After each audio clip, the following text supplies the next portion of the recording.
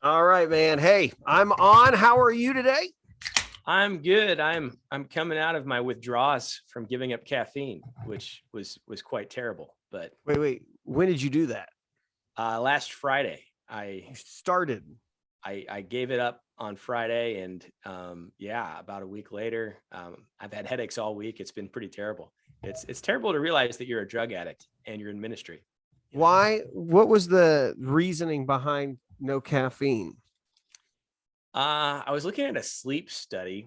Some podcast popped up, and I was listening to it, and one of the things was not getting REM sleep and not getting certain types of sleep, and then one of the reasons was caffeine, and I've been getting headaches, especially at stressful times.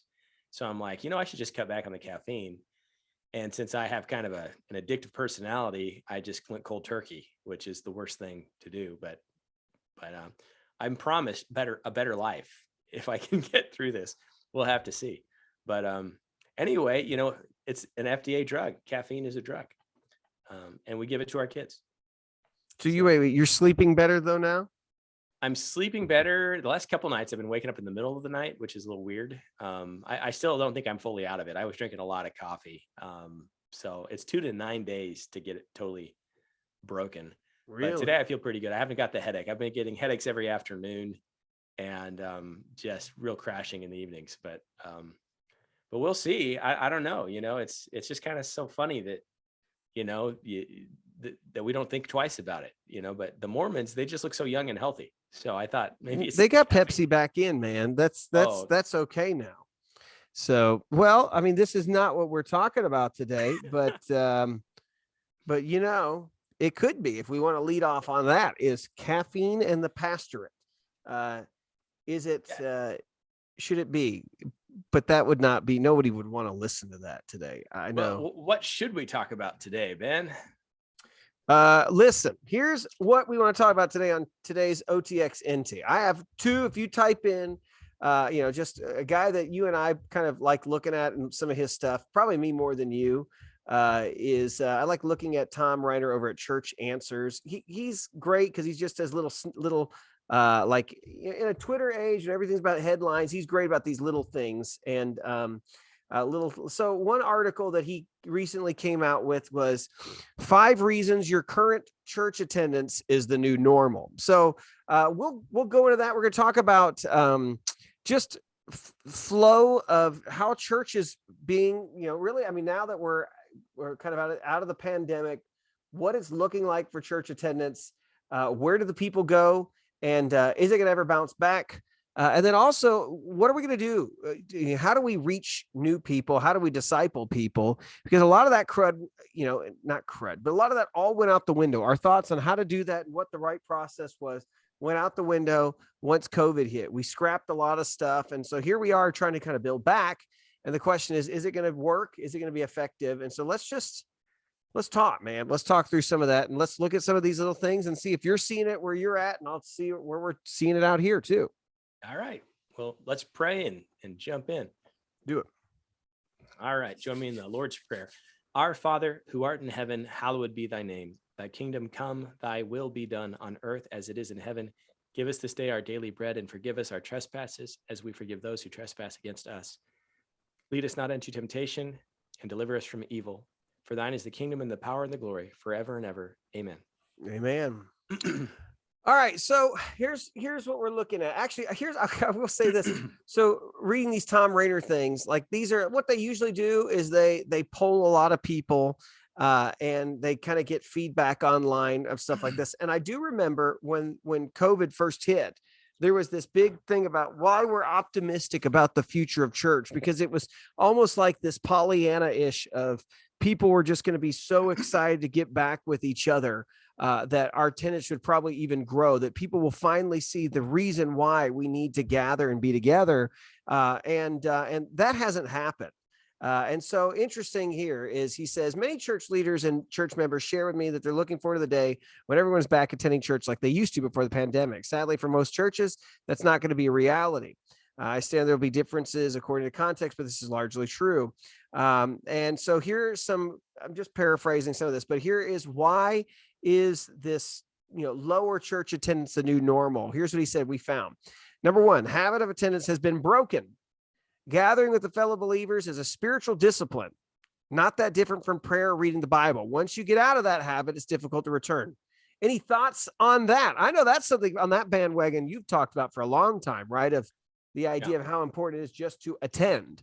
Anything that you've seen on that, or have even talked with people in terms of that one? Yeah, I think that's absolutely right. Habits are essential. Everybody in the business sector, all the books, everything is about habits, programming rituals, and things that will get you on a regular routine. That this is essential to success, and so spiritual success. I've taught for years, that there's two things I see as essential habits for the Christian. The number one is, in my mind, church attendance, and the number two would be a private daily devotional time with you and the Lord, a quiet time. Most people would flip those, but I think that actually, scripturally, the corporate aspect is actually more important. In terms of, this is the habit. If you do the habit of church attendance, all of that personal devotion is going to be magnified and maintained. And then you've got the accountability. So I want to quote you on that. I'd love to have like a Dr. Andrew Marquez of Wayland Baptist University. We flip that, that's something that should be talked about, right? Is the idea of early church gathering was the primary thing. And that's also because we're living at a time where not everybody has copies of scriptures. You went to hear the scriptures at the church. Right. You couldn't do daily Bible reading. You didn't have a Bible. There were only two types of people who could do daily Bible reading, right? One of them were the priests and the Levites who had access, and later would be, and I'll throw that into there, broadly speaking. If you were a synagogue leader or a rabbi who would have had access or could go to some of that stuff. But prior even to that, in the Old Testament, the king is the only one who had access to that and was told. Now, I highly doubt the majority of Israel's and Judah's kings ever did this, but it was saying, right, in Leviticus 17, that he would to read from it all the days of his life so that he would never go astray. And so that's what we're told, right? Is you focus on the word of God, and then you get Psalm 1 that begins to tell you to do that as well. But I think all of that is largely the king can do that. He's rich enough to have his own copy. And I think we all need to be doing it, because now we all can have copies. But for the most part, that's happening as you gather in the synagogue, as you gather for temple worship, things like that on Sabbath. Yeah, I think, and that's the key, is that we flipped it. And in Protestant world, evangelical world, me and Jesus have a good thing going, and it's not about religion, it's about a relationship. And we've had all these sermons, and there's truth in all of them. But the reality is, Christianity is a religion. There are certain regular expectations that we are supposed to do. The Lord's Supper being one of them, in corporate worship, not necessarily at home. And then again, we're supposed to encourage each other all the more as the day approaches, in regular gathering, in worship, which the church is the gathering. So yeah, when we break that habit, it's hard to renew. We knew this before the pandemic. The problem with the pandemic is, I think we've incentivized laziness in the spiritual walk, primarily through putting all our services online. I think, and again, I'm kind of different than everybody. We don't have an online worship service anymore. We killed that as quickly as I could get rid of it. And that's because it never was a worship service online. It was you watching us worship together, and at least having some kind of connection to that. But we still put out, Bible teaching and discipleship materials, and I do that throughout the week. But Sunday, where to find the church. We're gathered in God's house. And I think that part of the reason that once a month is a lot of this has to do with the boomers. The boomers were your regular faithful, and the boomers were also at risk for COVID, and a lot of them pulled back, and they're the ones who haven't made it back yet regularly. And they were good enough with technology to get onto the worship service, and they've now got favorites that they'll do on the weeks that they aren't there. And isn't it great that we'll get to church when we can, but it's not like we need to get there every week, do we? So it's true. Your younger generations were already flaky, by the way. The boomers are still good. I think they're the ones that stand out the most at this point too, because you're looking at people that once were dedicated, and now it's kind of everything's out the window. There's nobody who's like there's no generation necessarily, unless actually it's right before the boomers, that one that are still, I mean, those were the first people back too. It's funny. The oldest ones in our congregations, in my opinion, were the ones that were back quicker than everybody else. Everybody else was not wanting to. But I will say that, you did bring up something else. So here's the other article I was looking at. And we'll get back to that thing. It says the once a month churchgoers are becoming more common. And so here's something it says. One of the most disturbing trends we're seeing in the decreasing frequency is the decreasing frequency of attendance. 2 decades ago, a frequent church attender was considered a person in church service or activities once or twice a week. Prior to the pandemic, twice a month church attendee was considered active by most church members. But one of the trends emerging from the pandemic is increasingly a number of once a month attendees. We are watching 3 developments. A once a month churchgoer is the fastest growing segment of church life. A once a month pattern is a continuation of pre-COVID days. And then it says churches are doing little to solve that problem. So I mean, that's where we're at now at this point, is people have said, no, it's okay. I'm still doing once a month. I'm still here. What I find stressful in that attendance piece is the people who try to spiritualize why they're not there. As if, they can't come, but then they post pictures of everything else they're doing. Right. And so that's the thing I just don't understand, is they've made habits of everything else. And church is just something they can't do. They can't bring themselves to do. And so it's like going to the gym. You're done going to the gym. It's been too long. You really don't have the desire to get back at it when they need to. They desperately need to. But I think you have a valid point, though. And I think I'd referenced the wrong places. Deuteronomy 17 is where you have the emphasis upon reading the scripture, Psalm 1 constantly. And but for the most part, you get that from the gather. And I think a lot of our church people, let's face it, don't follow the personal one either. And the simple habit of just gathering would be important. And I think COVID revealed how fleshly we are as a society. And there was just abject fear from our population over dying. And, Christians should have stood out as people that are not afraid of dying. And part of the ones those that weren't afraid were made to feel like they were murderers if they were going out in public. You're going to spread it. You're going to go to these super spreader events. And the reality is that all of that has shown itself to not really be warranted. And especially with this case, by shutting the church down and saying, hey, we're not going to meet because we're going to take care of your physical health. We've neglected the spiritual health. And then we're shocked to find out that our church members are going to the gym to take care of their bodies. They're trying to eat better. They're trying to establish all these other habits that we tend to do normally. But spiritual life, that's not that important. But we as pastors communicated that by saying it's not that important. And now we're saying it's important again. And people are saying, well, why is it important? Well, I'll give you 1 week a month. Aren't I a great church member? And unfortunately, few pastors are saying you're living in sin 3 of the 4 weeks.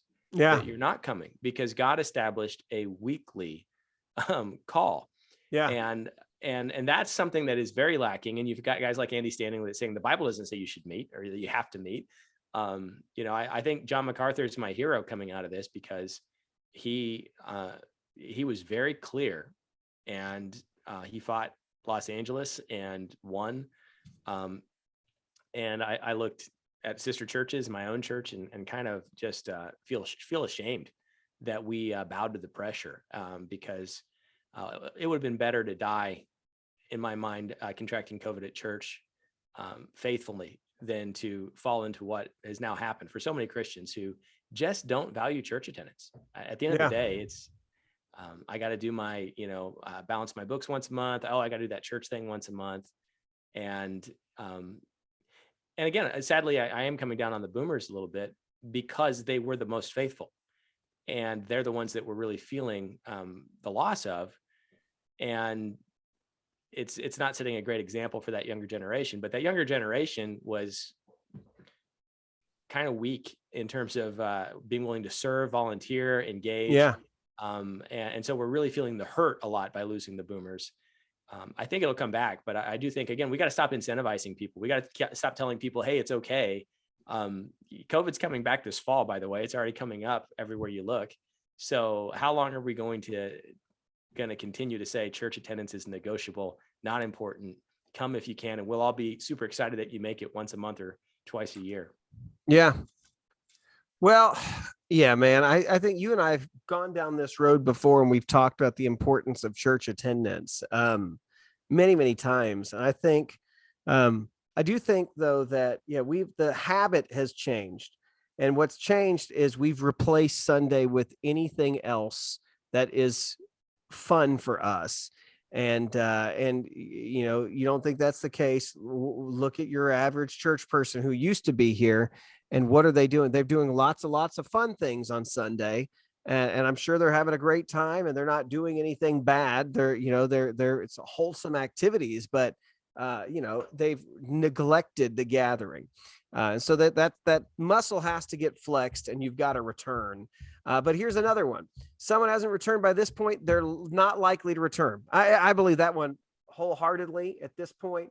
You know, there's people that you're saying, where are they? They're not coming back. And you could tell because those who were not back originally, there were a set that I remember saying that they were coming back, and they said, listen, we've been out of it, but we're going to be back, and they'll come.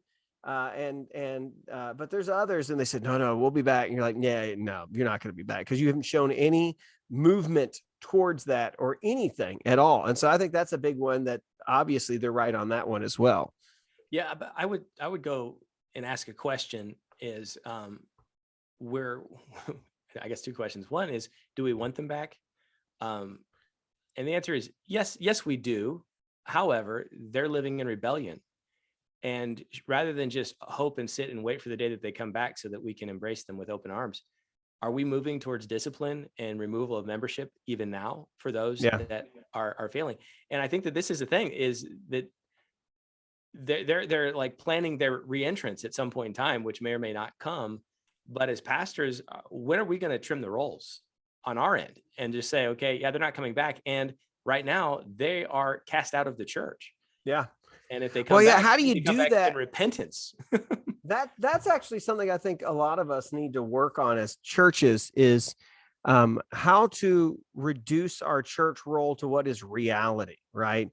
Yeah. You know, because I know that's a huge process, but there's people I know who never come back. They're never going to. And you know, they probably aren't even going to answer when we ask. And there's some at this point, you're like, I don't know if I should, because there's some stuff that's happened since. And, you know, so it'd just be weird at that point. But like, okay, what do you do with that? What do you do with the people who are still on your rolls, who will never come back?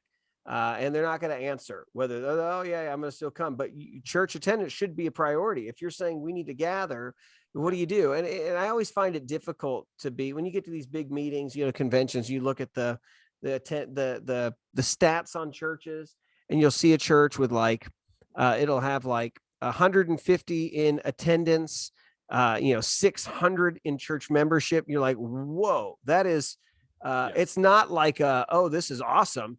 Like, you're like, that's pretty sad that you've got 600 people floating around somewhere who the church claims is theirs, and those people may or may not claim is still theirs as well. And you don't know what they're doing or what they're, you know, so you look at that and I say that needs to be trimmed down. I've been won over by the guys of 9 Marks of a Healthy Church Ministry, where those should be, your attendance and your membership number should be right around the exact same. It might be different if you're a once a monther, right? Right. In this day and age, maybe that is, maybe 450 if a church of 150 is right. But I don't think that should be the case. No. And again, do we believe it's sinful when unless you're providentially hindered, you should be at the meeting, the member, you know, and nobody's preaching that. Nobody's saying you are living in sin every Sunday that you choose not to come. Because they'll say, where is it in a verse, right, that I have to be at church? Hebrews, you know, do not forsake the assembling. So but I go to a small group. Okay? Yeah. What if they say that? And in the context of that, again, the small group at least is something, and we could kind of negotiate that. But the worship service is the worship service. Small group is different, and we could distinguish the two. But here's a question: so should you give your communion to the once a monthers, or should you restrict communion to those that are faithful? And what we would say, whoa, once a month is really faithful, and that we just have set the bar so low. Yeah. Then we're surprised that the next generation is like once a quarter. And I would say that, and the faithful Christian really shouldn't miss more than once a quarter, probably due to illness or travel. And in travel, hopefully you're finding a church to visit on your travel. And if not, maybe that's a day that you do some family church, or you figure out something at least to honor the Lord's day. But we don't have a good doctrine of the Lord's day. And again, you're being legalistic. Well, yeah, it is that commandment, the honor the Lord's day and keep it holy, the Sabbath day. So I don't know. Everyone wants to throw that out. I need a day of rest, but nobody wants to keep it holy. Actually, you don't do it for the way that it was meant to be.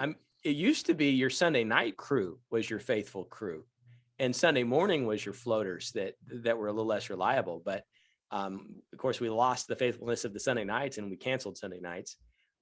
But yeah, that was the Lord's day. The idea is that we would come back, we'd break, rest in the afternoon, and come back, and we'd worship twice. And that was a standard Baptist tradition throughout the country. So yeah, it bothers me. And it's like, how do you get it back? And if you start preaching like you're sinning against God if you're not here every week, you're going to probably lose more of your members in the short run. Yeah. And again, it's like there's such big fish to fry out there. Is that really the one that you want to stand on? And yeah, it's kind of, for me, broken glass strategy with crime. Unless you address the minor offenses, you create a context where greater sins are possible. So I do think that should be a sermon that you pull out pretty regularly about attendance. And I don't do it that often, but now I'm getting fired up for Sunday. That might be the direction I go. But I guess the question is, do we want them all back, or would we rather have a solid core that's on fire for the Lord, and then we reset the standards much higher, so that if people came back and visited, they wouldn't recognize the lackadaisical nature, right? Thank you. That's the word. Yeah. Rather than let's lower the standards even further and hope for the best. Maybe we'll get some online givers out of those online services we're throwing out there. I think that's part of it, man. I think that's part of this is everybody's nervous. Here's the hard part about doing church in America in 2022, right? Is if you set up your standard, that just means most people, if they don't like it and they don't want to rise it, it's not like I got nowhere else to go. All right, dude, I'm just going to go to the church down the road, and I'm going to bring my problems there, and I'll just keep doing what I want to do, and I'll give them my check. Versus back in the old days, right? You think about the early church. If you're in Ephesus, you ain't got nowhere else to go. The church in Ephesus is the church in Ephesus. And if you started going to a Nicolaitan church or one of these, Gnostic churches, we're going to excommunicate you. We're not going to play around. And early Baptists in America were excommunicating at a rate faster than growth for the most part early on. It was staggering when you look at the figures, but they were pursuing holiness. And if you weren't in all the way, you weren't part of us. And I do think that we've got to get to a point where it's going to be like, this is who we are. And if you want to be this, if you want to be on fire for Christ, then you come here. And if you don't, go to all the other churches. They won't make a difference anyway. It's like when the brothers of Christ say, go to Jerusalem, that's where the prophets go. And more or less, Jesus says, well, why don't you guys go? You won't make a difference anyway. We've got plenty of churches not making any lick of difference. Yeah. And sadly, because we tend to go with the church flow and the church culture, we emulate the same practices. And I do wonder too, I think another video we should do is on, does the full-time pastorate exist in 2020s? Yeah. Because I think that what's going to happen is it's going to continue to shrink, and this inflationary cycle we're entering is going to really hurt financially. It's going to be 2008 on steroids. And so are we prepared basically to have great drops in revenue? And the reality is the bivocational model the new standard? But I think the advantage of that is if you got a bivocational pastor who's there every Sunday, why can't you be there every Sunday? Yeah.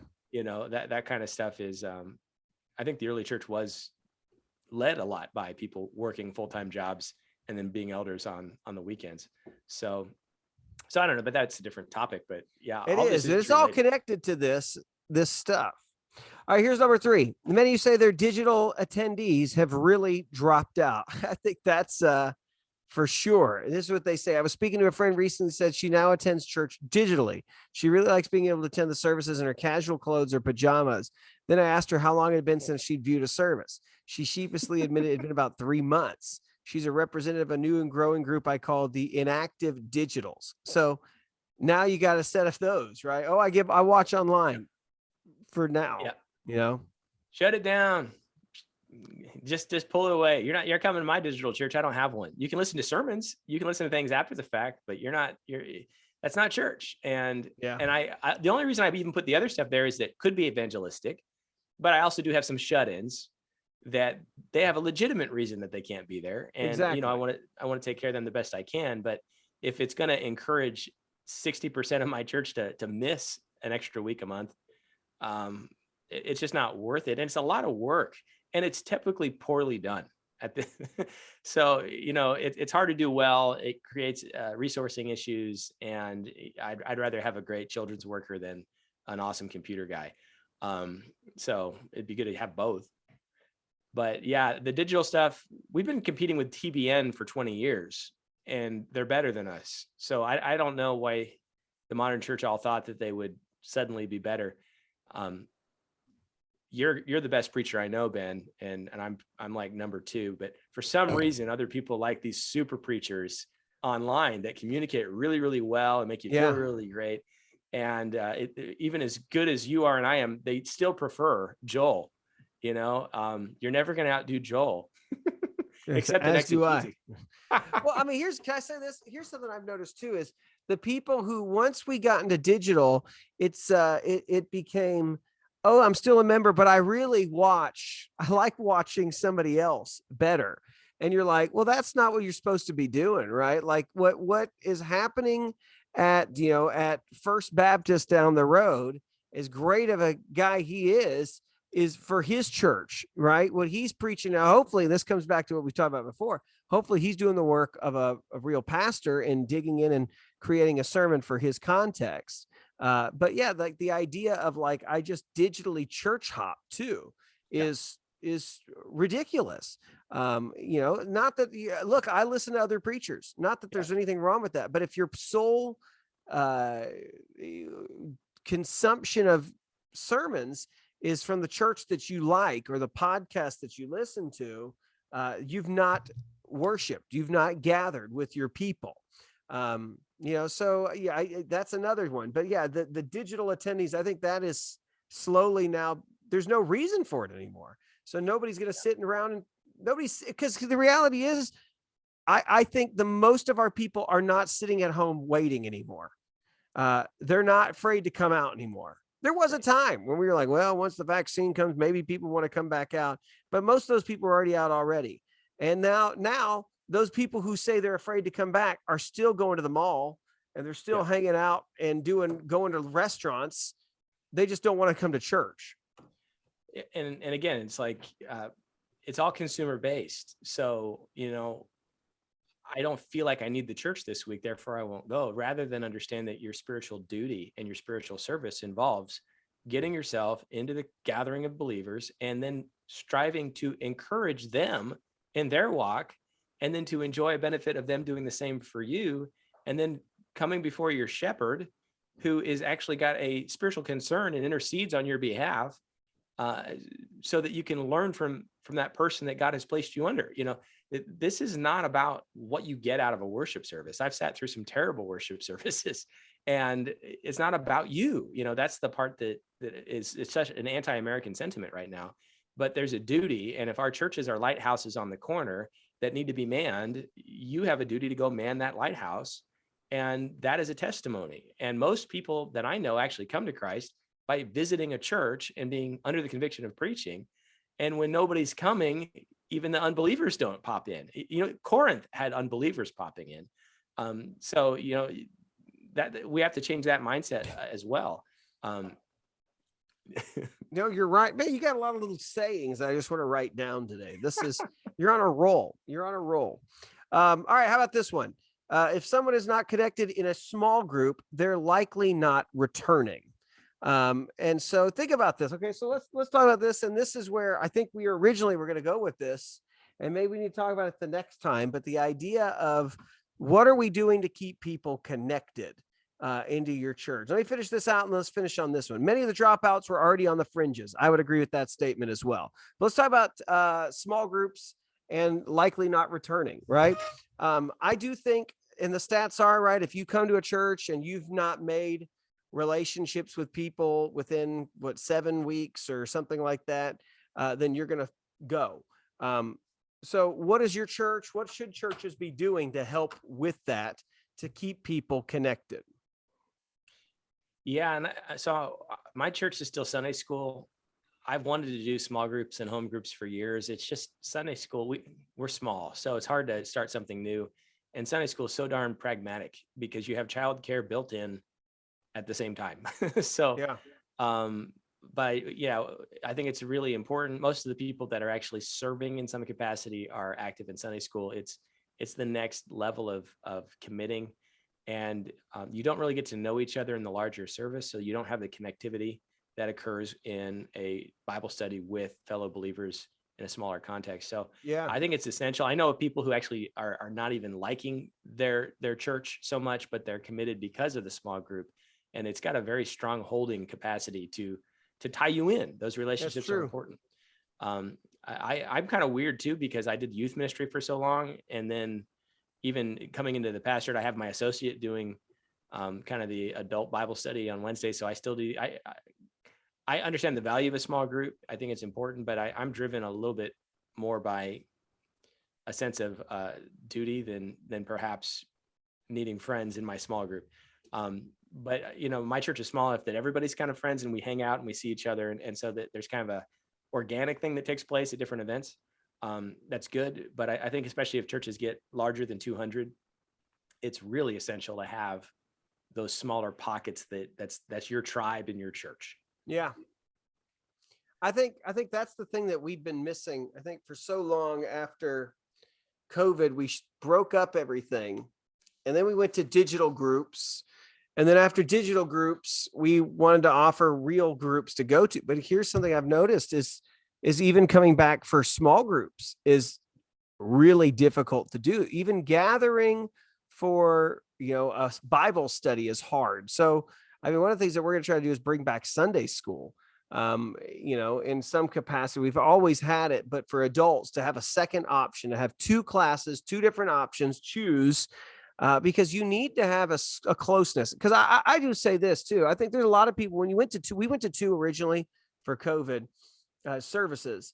And, anytime you go to two, regardless whether for us, it was space to keep chairs set apart originally, and then we just couldn't go back logistically until recently.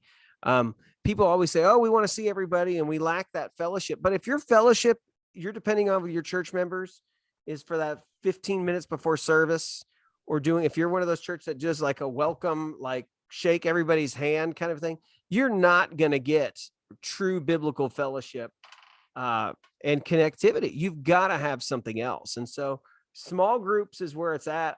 And I do think we should talk at some point about Sunday school small groups, but having a Sunday school option, having people sit with each other, be able to talk to each other, to connect with each other, to see each other regularly. I do think that does help. And it helps in a big way to keep people staying put, just connected and committed to their church, because there's no commitment anymore.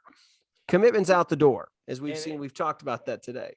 And when I was in college and I got involved in a guy's small group and there were people my age that were excited about scripture. I didn't live on campus. I would drive 30 minutes home after class and come back that night just for that Bible study. And it was exciting. And I think that's another thing that small groups do for those that are new to the faith, is it gives you like a little pocket, a place to belong, and it can be really powerful. And I have to remind myself, because I sometimes today I'm like, you don't have a small group, boo-hoo, serve the Lord. But I forget my own journey and realize how powerful those things were, and hospitality, friendship, all those things that you just, it's very shallow in the big meeting, and it has to be. But when you have the relationships through small group, even that little short handshaking time is fun. Like, it's good to see you, bro. And, there's meaning to that because I've got a deeper connection to you in a different context. So yeah, I think we've got to have the smaller groups. I think some churches were even doing viewing services when there were shutdowns in small groups, which I thought was a smart way to handle it. Because even in COVID, there were little pockets that you'd hang out with and say, oh, we're going to get sick together because we need to have some kind of connection. Yeah. And a lot of the early churches might have been that small in some places at times. So, two or more gathered is still helpful. So I think small groups are really important. I think Rick Warren has had that one right.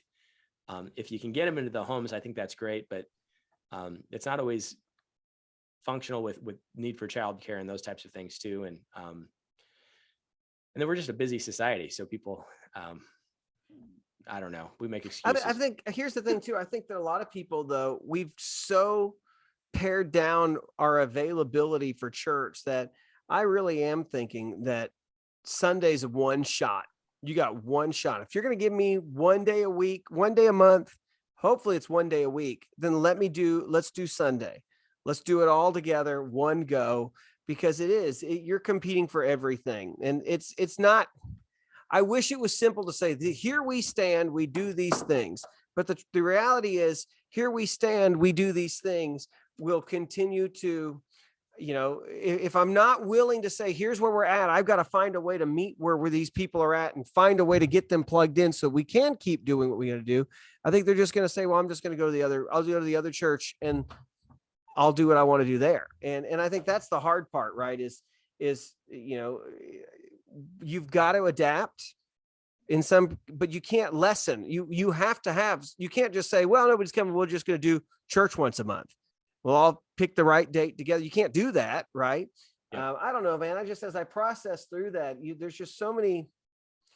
That's just tricky. It's tricky to say, how do I continue to reach people? How do you continue to disciple and gather when people don't want to gather, or they don't want to be? They got too many other things to do. I don't know. Well, and I think that Elon Musk the other day, I think he said that you can do remote work at Tesla so long as you've put in 40 hours in the office. And I thought that was kind of a clever way. He does expect some people to work more than 40, but 40 hours in the office is required. And I think that this remote wonderland that people kind of got this impression that this was going to continue forever, it is going to come to an end, and the economy won't allow it. And you'll start recognizing that stuff that really is of value is going to require engagement more than me on a Zoom call. So I think that there's hope there. And I think that'll be really important. We know that loneliness is a massive problem. We know that there's an epidemic of loneliness and it leads to other issues. The church should be a great opportunity for people to feel connected. And it is. It's just those of us that some of us have taken that for granted, and we need to really regain a respect for coming to church, being a part of it, and recognizing that sin as a Christian matters. And I remember being in a Bible study group. It says you had to sign a covenant. It says, unless providentially hindered, I will be here every week. And I remember that saying, well, that's a good way of putting it. Well, that should be my genuine normal activity on Sunday. Unless providentially hindered, I will be at worship with my brothers and sisters in Christ. And that value, if we could restore it, would revolutionize the church. And I think it just, we just need some people to be less fearful of what they could lose and more faithful in presenting the expectation. Yeah. I do think also, though, that where digital worship services are not a thing, really, I think digital Bible study might be, because it's less passive and because you could actually get some interaction. I think it pales in comparison to a real group, but there might be a value there. Like Sunday could be the day, but you might also say, okay, I might be doing a targeted discipleship group Thursday nights on Zoom, and I'm gonna grab 3 of my guys that I'm working with, and we could do that in a very small environment. And so it's not like all of the technology is worthless. There could be some in fact, I've got 2 groups that are still meeting, and they were ones that probably would have never been able to happen in person because they're people scattered all over the valley. But they meet consistently together with their small group online. But I think apart from that, to offer something anymore is, even the small group opportunities outside of a building, even too. It's tricky to try to get that. I think it comes back to what we've said is it's a habit that needs to come back.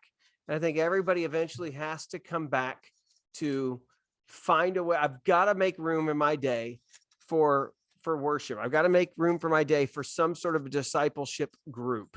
And that's important. It's important to do that for sure. Well, I think, and the other thing just to remember, God cares about numbers. He's got a book called Numbers. It's important. But the reality is that growth for the sake of growth is not necessarily what drives us. We want to be faithful to God's word. We want to be faithful as disciples of Christ. And that's why attendance matters. It's not so that we can get the numbers up. It's not just so that we can have a higher numbered report on the annual meeting and say, well, my church grew to this, that, or the other. It's about leading our people in the paths of righteousness and being our faithful ourselves to follow what God's called us to, knowing that he will bless us when we're faithful. He promises to do so. And so, I think if we could restore that message, it would really make a difference, and the numbers will follow. But even if they don't, at least you'll be faithful, and that's all we really can hope for. It's true. Well, I think that's been good. If you want to look at that, I think I'll put the article in here. The 5 reasons your current church attendance is the new normal. Article from Church Answers. I'll put that in our link. But interesting just to see that. Yeah, there does seem to be something that's happening across the board in our country. What has taken place? How are things beginning to settle since 2020? Well, all right. You want me to close us out? Before you do that, I just wanted to remind our audience that the OTXNT channel on YouTube has got a collection of your stuff and my stuff and our OTXNTs. So if you're not subscribed to that channel, it might be an easy way to get everything we're putting out in one place. Yes. And then you're still maintaining your stuff, and I'm maintaining my stuff separately. But again, it's a good variety if you'll check out that channel, OTXNT, on YouTube. Exactly. Yeah. So if you want to get more and from both of us, you can go do that. And then you don't have to have 3 different channels or whatnot and all of that. So that's the hope, right? Hope is eventually that all the OTXNT, all the YouTube stuff is all there. But we'll see if you people will use your muscle to push the button. All right, let's do this. Let's close out the right way. May the Lord bless you and protect you. May the Lord make his face shine on you and be gracious to you. Lord, may the Lord look with favor on you and give you peace. All right, that's it, man. Another one of the can. It's a good God one. bless y'all. Thanks for watching. Take care. Goodbye.